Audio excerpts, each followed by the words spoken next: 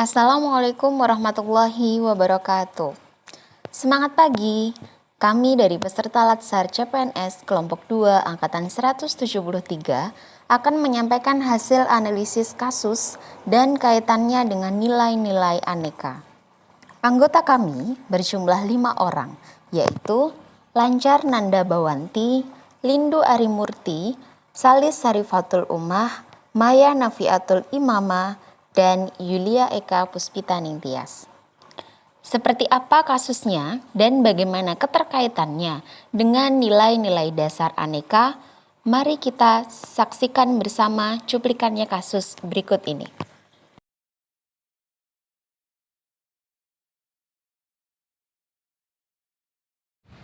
Satuan Reserse dan Kriminal Polres Sorong Kota Unit 3 Tindak Pidana Korupsi terus memintai keterangan dari Kadis Pendidikan dan Kebudayaan Kota Sorong Petrus Korisano dan bendaharanya berinisial AP terkait kasus dugaan tindak pidana korupsi pembayaran tambahan penghasilan berdasarkan kelangkaan profesi atau jasa penunjang pendidikan, dana insentif tambahan bagi PNS guru dan honorer atau DIPA tahun anggaran 2019.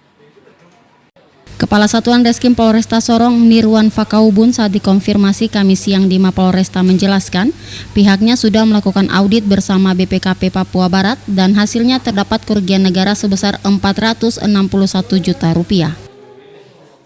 Modus yang digunakan adalah membayar insentif guru organik dan honorer namun tidak dibayar secara utuh tapi dipotong dengan besaran jutaan rupiah. Saat dilakukan pemeriksaan dan penahanan kepada kedua tersangka, polisi juga menyita uang tunai sebesar 147 juta rupiah dari kedua tersangka. Ada barang bukti uang yang kita sita juga dari mungkin sebagian dari 461 tersebut, yakni sebanyak 147 juta. Ini disita dari kedua tersangka tersebut, yakni bendahara atas inisial AP dan kepala dinas yang sudah tidak menjabat ya, dan inisial PK. Kemudian kita sudah melakukan, setelah kemarin hari Senin kita lakukan pemeriksaan tersangka, langsung pada hari itu juga kita lakukan penahanan. Kita lakukan penahanan setelah sebelumnya kita kirim penetapan tersangka dulu sebelum pemanggilan. Yang bersangkutan sudah ditahan dengan pasal 3 dan pasal 8. Dengan ancaman untuk pasal 3 itu minimal 1 tahun, maksimal 20 tahun. Selanjutnya adalah analisa kasus berdasarkan nilai-nilai dasar profesi ASN, yaitu aneka, akuntabilitas, nasionalisme, etika publik, komitmen mutu, dan anti korupsi. Berikut adalah identifikasi kasus yang telah kita saksikan sebelumnya. Kaitan korupsi dengan akuntabilitas. Yang pertama adalah kepemimpinan. Tidak memberikan contoh perilaku yang terpuji, terlebih ketika korupsi dilakukan oleh petinggi suatu instansi. Yang kedua, transparansi. Pelaku korupsi tidak bersikap jujur dan transparan dalam melaksanakan tugas. Yang ketiga adalah tidak bertanggung jawab terhadap amanah yang telah diberikan. Yang keempat adalah kepercayaan, yaitu merusak kredibilitas instansi tersebut dan kepercayaan masyarakat terhadapnya. Dalam pengamalan nasionalisme, pelaku korupsi melanggar sila ke-1, kedua, dan sila ketiga Pancasila dengan melanggar sumpah jabatan dan tidak percaya bahwa Tuhan melihat segala perbuatannya. Kemudian, tidak memiliki kesadaran sikap yang sesuai dengan hati nurani dan moral hidup bersama. Selain itu, tidak menunjukkan rasa cinta tanah air dan justru merugikan negara. Selanjutnya adalah kaitan korupsi dengan etika publik. Yang pertama adalah konflik kepentingan, yaitu mengutamakan kepentingan golongan atau pribadi di atas kepentingan bersama. Yang kedua adalah penyalahgunaan kekuasaan, yaitu menyalahgunakan kekuasaan atau jabatan yang diamanahkan. Yang ketiga adalah tanggung jawab publik, yaitu tidak mempertanggungjawabkan tindakan dan kinerjanya kepada publik.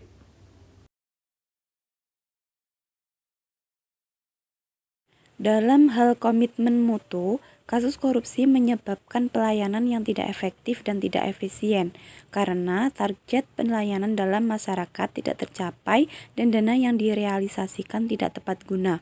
Selain itu, terdapat penyimpangan prosedur sehingga komitmen mutu tidak terpenuhi. Dan yang terakhir, korupsi melanggar nilai-nilai anti korupsi dalam hal kejujuran, kepedulian, kedisiplinan, dan kesederhanaan. Dengan bersikap tidak jujur, tidak peduli, melanggar kode etik dan Undang-Undang Nomor 5 Tahun 2014 tentang ASN, serta memiliki gaya hidup hedonis dan tidak pernah bersyukur atas apa yang dimiliki. Korupsi bisa dihadapi dengan menerapkan aneka, mulai dari bersikap jujur, bertanggung jawab dan amanah terhadap tugas, memiliki sifat sederhana dalam menjalani kehidupan sehari-hari, berani melapor apabila menyaksikan tindak korupsi, dan menolak segala bentuk gratifikasi. Kemudian, menjaga mutu dengan cara mengerjakan tugas tepat waktu. Bersikap adil kepada siapapun, mempelajari dan mematuhi aturan yang ada di instansi, serta bersikap transparan dalam memberikan pelayanan publik, bersikap netral dan menghindari konflik kepentingan. Dan yang terakhir, memupuk sifat nasionalisme dan rela berkorban sejak dini. Selanjutnya adalah analisa kasus pada bidang non-pendidikan. Berikut adalah kasus yang akan kami analisa. Polda Sumatera Utara mengungkap kasus penjualan vaksin COVID-19 secara ilegal yang dilakukan 3 aparatur sipil negara ASN. Total sudah ada lebih dari 1.000 orang yang menerima vaksin ini. Polisi menyebut 3 ASN yang menjual vaksin secara ilegal adalah 1 dokter yang bekerja di Rutan Tanjung Kusta di Medan dan 2 ASN dari Dinas Kesehatan Provinsi Sumatera Utara. Ketiganya bekerja sama dengan agen properti perumahan yang bertugas mencari pembeli vaksin. Aksi jual beli vaksin sudah berlangsung sejak April dan berlangsung 15 kali. Vaksin yang diberikan selaku dia dokter di Rutan Tanjung Gusta ini harusnya diberikan kepada pelayan publik di Rutan Tanjung Gusta dan para tenaga napi yang ada di sana. Tetapi itu tidak diberikan ke sana, disalurkan ke sana, tetapi diberikan kepada masyarakat tadi yang membayar.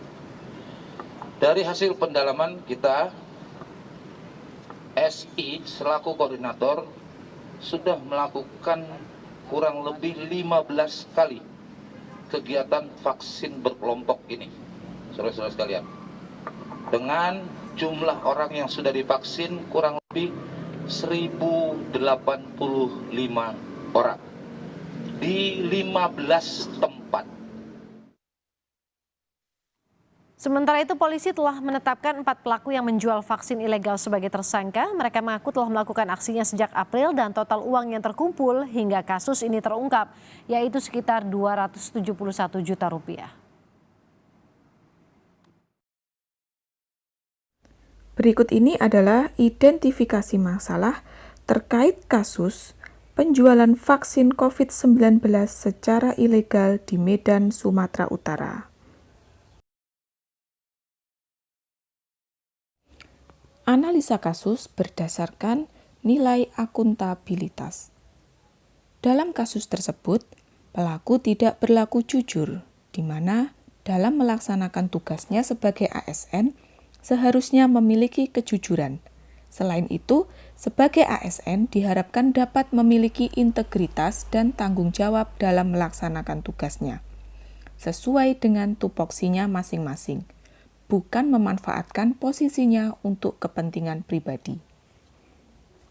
Kemudian, sebagai ASN juga harus menjunjung tinggi transparansi, di mana segala sesuatu yang dilakukan harus tercatat dan terlaporkan, sehingga memudahkan pengawasan. Namun, dalam kasus tersebut, pelaku justru memanfaatkan celah peraturan yang ada dengan tidak adanya pencatatan mengenai pendistribusian vaksin yang ada.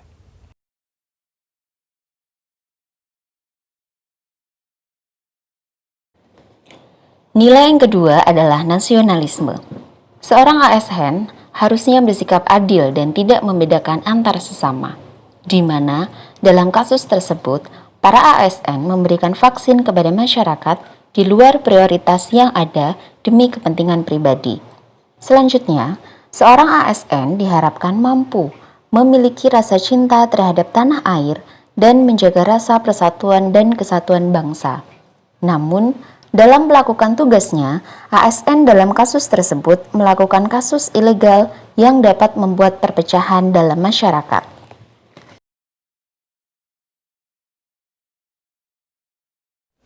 Ketiga adalah etika publik. Seorang ASN seharusnya memiliki etika dalam pelayanan kepada publik. Namun, dalam kasus tersebut, para tersangka telah memberikan informasi tidak jujur, tidak berlaku adil, dan tulus dalam melayani masyarakat. Kemudian, vaksin yang seharusnya gratis atau tidak dipungut biaya, namun mereka mengharuskan seseorang untuk membayar uang guna memberikan pelayanan atas vaksin.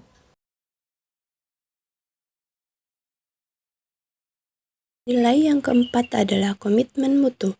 Seorang ASN seharusnya mencerminkan komitmen mutu melakukan pelayanan yang efektif dan efisien.